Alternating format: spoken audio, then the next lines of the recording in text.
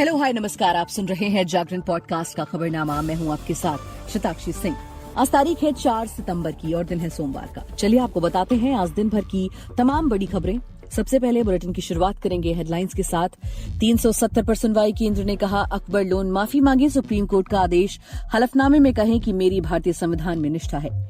G20 summit के लिए भारत मंडपम तैयार, एआई एंकर करेगी स्वागत। वैदिक काल से 2019 के चुनावों तक की दिखाई जाएगी झलक। अगस्त में 122 साल बाद पड़ी रिकॉर्ड गर्मी, अब सितंबर में भी सामान्य से ऊपर तापमान। सनातन धर्म खत्म करने से जुड़े तमिलनाडु सीएम के बेटे का बयान, कीर्ति चिदम्बरम ने किया समर्थन, बीजेपी ने बोला हमला। G20 शिखर सम्मेलन में शामिल नहीं होंगे शी जिनपिंग, उनकी जगह दूसरे नेता करेंगे चीन का प्रतिनिधित्व। जंग के बीच यूक्रेन ने रक्षा मंत्री को हटाया, अब रुस्तम उमेरोव को मिली जिम्मेदारी। जेलेंस्की बोले मंत्रालय को नई अप्रोच की जरूरत। नजारा टेक्नोलॉजी में 100 करोड़ इन्वेस्ट करेंगे निखिल कामत। इस खबर से कंपनी का शेयर 10% बढ़कर 837 रुपए पर बंद हुआ। हरियाणा में बेरोजगार युवाओं को झटका, विभागों की डायरेक्ट भर्ती में भी ग्रुप सी के नियम लागू, शैक्षणिक योग्यता 12वीं की। सचिन तेंदुलकर लॉन्च करेंगे मुरलीधरन बायोपिक का ट्रेलर, विरोध के बाद विजय सेतुपति ने छोड़ी थी फिल्म, लीड रोल में दिखेंगे slum dog millionaire fame actor. Asia cup में भारत नेपाल मैच शुरू, ओवर्स में कटौती नहीं, दीपेंद्र सोमपाल बैटिंग करने उतरे, नेपाल 183 पर 6। अब खबरें विस्तार से जान लीजिए। सुप्रीम कोर्ट में सोमवार को आर्टिकल 370 पर 15वें दिन की सुनवाई हुई। इस दौरान केंद्र सरकार ने मांग की कि नेशनल कॉन्फ्रेंस मोहम्मद अकबर लोन माफी मांगे। उन्होंने 2018 में जम्मू कश्मीर विधानसभा में पाकिस्तान जिंदाबाद के नारे लगाए थे।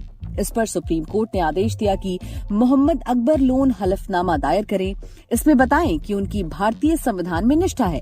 वहीं कपिल सिब्बल ने कहा कि वो व्यक्तिगत रूप से एनसी नेता मोहम्मद अकबर लोन द्वारा 2018 में जम्मू कश्मीर विधानसभा में कही गई बातों से सहमत नहीं है।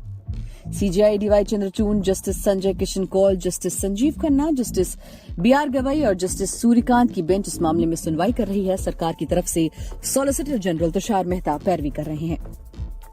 वहीं G20 शिखर सम्मेलन की मेजबानी के लिए दिल्ली तैयार है।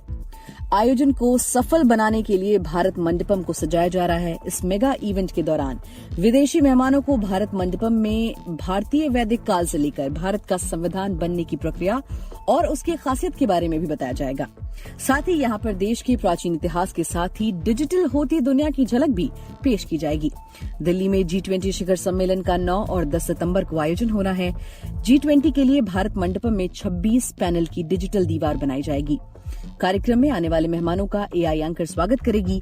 साथ ही एआई एंकर कॉरिडोर की थीम के बारे में भी जानकारी देगी। साथ ही इस पैनल पर भारतीय लोकतंत्र की कहानी को दिखाया जाएगा। साथ ही वैदिक काल से शुरू होकर 2019 के चुनावों तक की झलक पेश की जाएगी। पैनल में टच स्क्रीन होगा, जहां पर 16 भाषाओं में ऑडियो, वीडियो और टेक्स्ट होगा।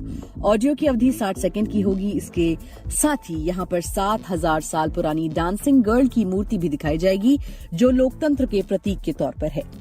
अब बात गर्मी की कर लेते हैं। साल 2019-101 के बाद बीते अगस्त महीने में सबसे गर्म और शुष्क तापमान दर्ज किया गया और अब देश के कई हिस्सों में सितंबर महीने में भी सामान्य से ऊपर तापमान दर्ज किया जा रहा है। अगस्त महीने में देश के कई हिस्सों में तापमान 40 डिग्री सेल्सियस के पार चला गया था। मौसम वैज्ञानिकों ने इस पर चिंता व्यक्त की। इसे जलवायु परिवर्तन का बढ़ता प्रकोप माना जा रहा है। सितंबर महीने में अभी तक हिमाचल प्रदेश, उत्तराखंड, उप हिमालयी पश्चिम बंगाल और सिक्किम के कुछ हिस्सों में तापमान सामान्य से 3.1 से 5 डिग्री सेल्सियस अधिक दर्ज किया गया है।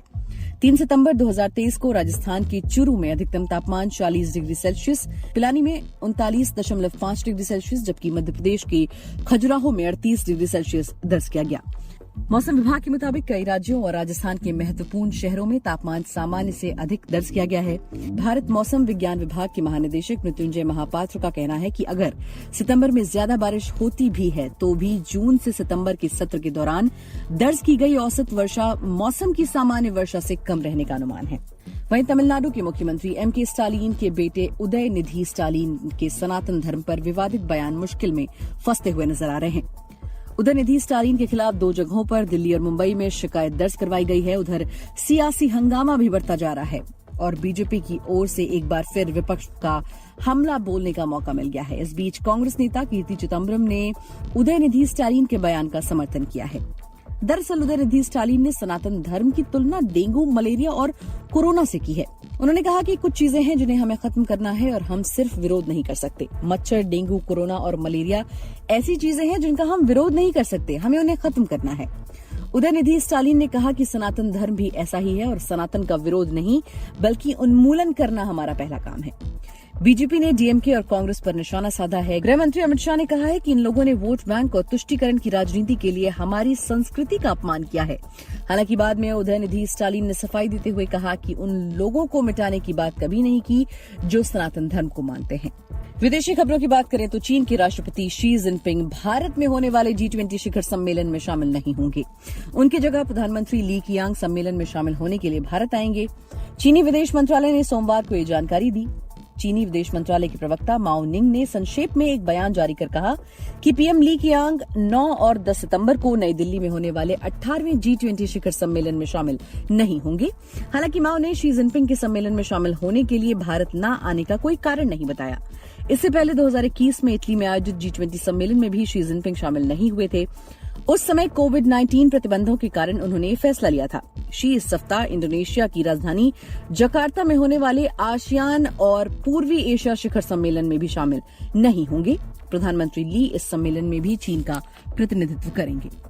अब बात कर लेते हैं यूक्रेन की। देखिए, सेना में भ्रष्टाचार के बीच यूक्रेन के राष्ट्रपति वोलोदिमीर ज़ेलेंस्की ने अपने रक्षा मंत्री ओलेक्सी रेजनिकोव को हटा दिया है। ओलेक्सी रेजनिकोव जंग शुरू होने के 3 महीने पहले नवंबर 2021 में ही यूक्रेन के रक्षा मंत्री बने थे। उनकी जगह अब क्रीमियन तातार मूल के पूर्व सांसद रुस्तम उमेरोव लेंगे। ज़ेलेंस्की ने इसकी घोषणा टेलीग्राम अकाउंट पर की है। उन्होंने कहा कि रेजनिकोव ने जंग के 550 दिनों तक मंत्रालय को संभाला है। अब मिनिस्ट्री को नई अप्रोच की जरूरत है। रेजनिकोव के नेतृत्व में यूक्रेन को रूस का सामना करने के लिए पश्चिमी देशों से खूब मदद मिली। 41 साल के उमेरोव यूक्रेन में विपक्षी पार्टी हुलास के नेता हैं। वो रूस के साथ युद्ध बंदियों, आम लोगों और बच्चों की अदला बदली करवाने में शामिल रह चुके हैं। उन्होंने रूस के कब्जे वाले यूक्रेनी इलाकों से लोगों को निकलवाने में भी अहम भूमिका निभाई है। वहीं मोबाइल गेमिंग और स्पोर्ट्स मीडिया कंपनी नजारा टेक्नोलॉजीज के शेयर में आज सोमवार को 10% की तेजी देखने को मिली। नजारा टेक का शेयर 77.45 रुपए यानी 10% की तेजी के साथ 837 रुपए पर बंद हुआ। दरअसल नजारा टेक में ब्रोकरेज फर्म ज़ीरोधा के को फाउंडर निखिल कामत 100 करोड़ रुपए का इन्वेस्टमेंट करेंगे। नजारा टेक्नोलॉजी ने इस बात की जानकारी स्टॉक एक्सचेंज फाइलिंग में दी है। इस खबर के सामने आने के बाद से ही नजारा के शेयर में ये तेजी आई है। वहीं कारोबार के दौरान नजारा टेक्नोलॉजी के शेयर ने 12% की तेजी के साथ 854 रुपए का अपना नया 52 वीक हाई रिकॉर्ड बनाया था। पिछले 5 दिनों में इस शेयर ने 16.22%, 1 महीने में 22.29% और 6 महीने में 58.45% का रिटर्न दिया है।